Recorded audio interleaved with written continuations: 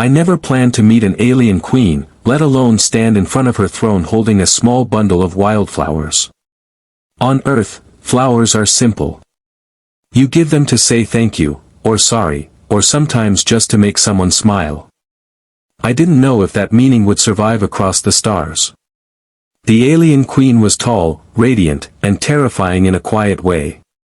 Her court was silent, her guards unmoving like statues of living steel.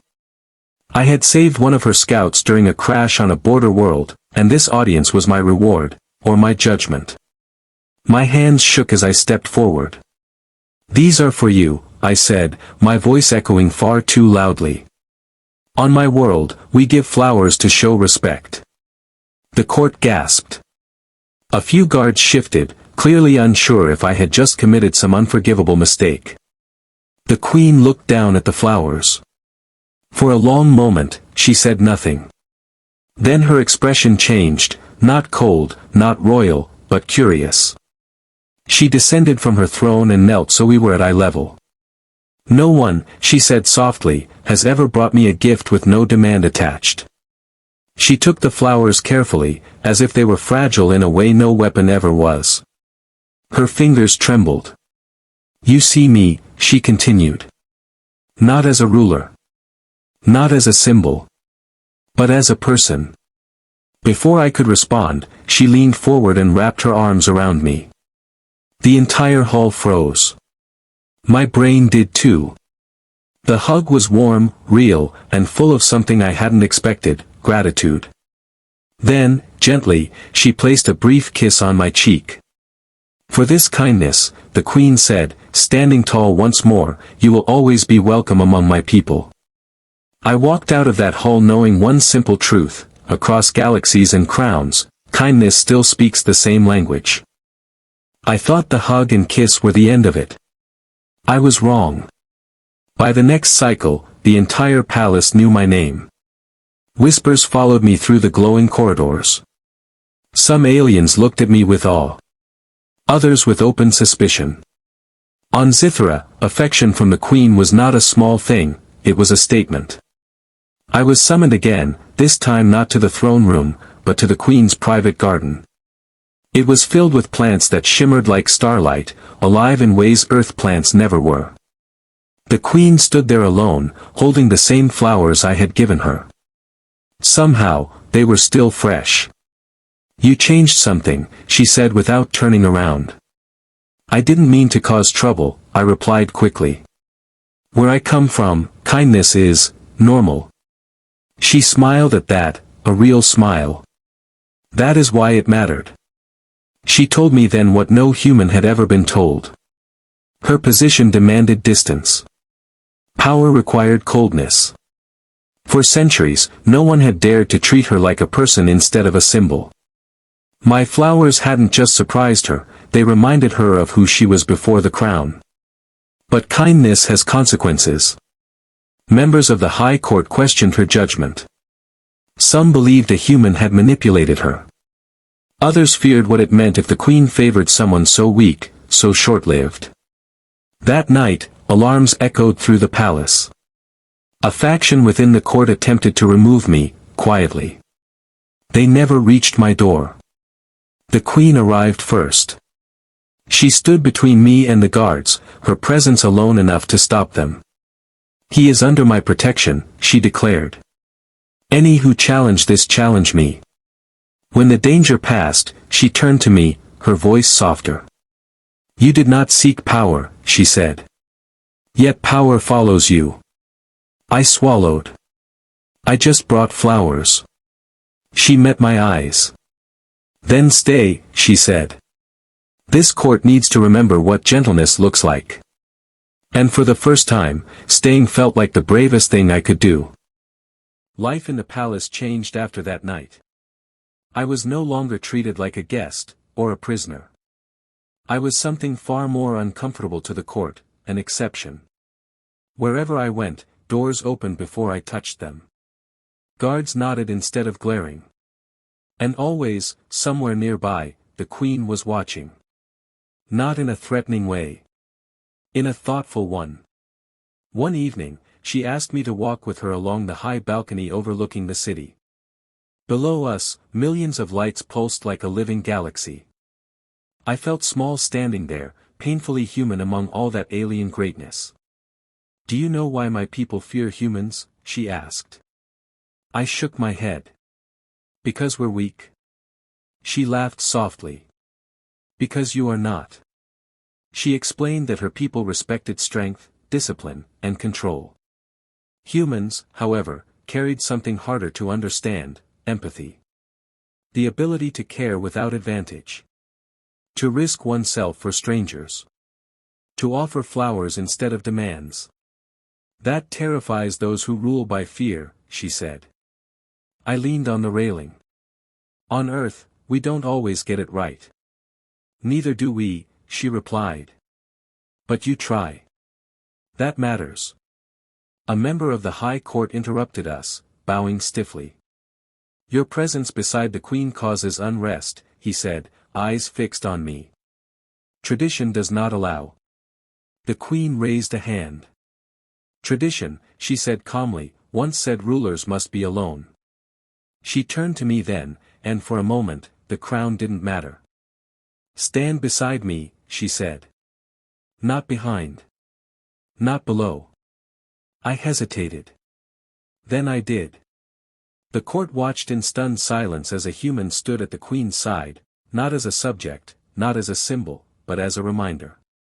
That power without kindness is fragile. And that sometimes, the smallest gesture can change the shape of a throne. Standing beside the Queen changed how everyone looked at me, but it also changed how I looked at her. Up close, away from the throne and the court, I noticed the small things. How her shoulders tensed before every public address. How she paused an extra second before making hard decisions. Power made her strong, yes, but it also made her lonely. One night, she asked me to join her in a quiet chamber overlooking the stars. No guards. No titles. Just two people and the vast dark beyond the glass. "Do you ever miss home?" she asked. "All the time," I admitted. "But I guess, sometimes you end up where you're needed, not where you planned." She nodded slowly. "That is the burden of a ruler." For the first time, she removed her crown and set it aside. Without it, she looked younger. Tired. Real. "My people see certainty," she said. "They do not see doubt. They must never see doubt." I chose my words carefully. On my world, the best leaders are the ones who still feel it. She studied me, searching for mockery, finding none. "You speak to me as if I am human," she said quietly. I smiled. "You speak like one too." That night, news arrived of unrest at the outer colonies. The court demanded immediate action, forceful action. I watched her read the reports, jaw tight, eyes distant. "What would your people do?" she asked me. I hesitated. "We'd try talking first. And if that failed, we'd still remember there are lives on the other side." She closed her eyes, breathing deeply. The next day, she addressed the court with calm authority. Diplomats were sent instead of warships. Aid instead of threats. Not everyone approved. But when she returned, she looked lighter. "Thank you," she said simply. I hadn't given her orders. I hadn't given her power. I had given her permission to be human. And somehow, that meant more than standing beside the throne ever could. The tension didn't disappear. It thickened. Some members of the High Court obeyed the Queen because they had to, but they watched me as if I were a fracture in the palace walls. A weakness. Or worse, a spark. I felt it most when I was alone. One evening, I was summoned again, not by guards, but by a quiet message from the Queen herself. I found her in the garden, the alien stars reflecting softly in her eyes. She looked uncertain. "They will force a decision soon," she said. "About you." My chest tightened. "Exile?" She shook her head slowly. "Or elevation?" That surprised me more than fear ever could.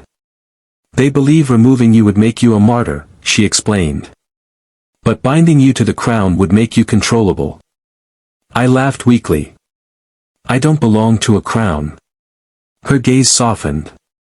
I know. We walked in silence for a while. Finally, she stopped and faced me fully. No guards. No court. Just honesty. If you leave, she said, things may return to how they were. Cold. Efficient. Empty. If you stay, she continued, you will never truly be free.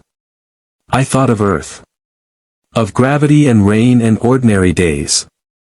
Of how small one human was in a galaxy like this. Then I thought of her, standing alone beneath a crown that weighed more than metal ever could. I didn't come here to change an empire, I said quietly. I just didn't want you to feel invisible. Her breath caught. Just slightly. I will not command you, she said. Choose. I took a deep breath. I'll stay, I said. Not for power. Not for safety. But because kindness shouldn't be temporary. She reached out, not as a queen, but as someone grateful, and placed her hand over mine. In that case, she said softly, we will face what comes together. And for the first time since leaving Earth, I didn't feel lost. I felt chosen. The decision echoed through the Empire faster than any official decree. A human had chosen to stay, not as a hostage, not as a prize, but as a presence beside the Queen. Some celebrated it as a new age. Others feared it as the beginning of change they could no longer control. The High Court convened one final time. I stood beside her again, not because tradition demanded it, but because she asked me to.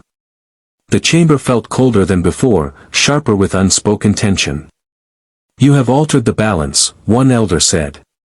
Explain why we should allow this to continue. The Queen stepped forward before I could speak. Because strength without compassion fractures, she said calmly. And compassion without strength is ignored. Together, they endure. Silence followed. Heavy. Testing. Then something unexpected happened. A younger court member bowed, not to the Queen alone, but to both of us. The outer colonies have accepted the diplomats, he said.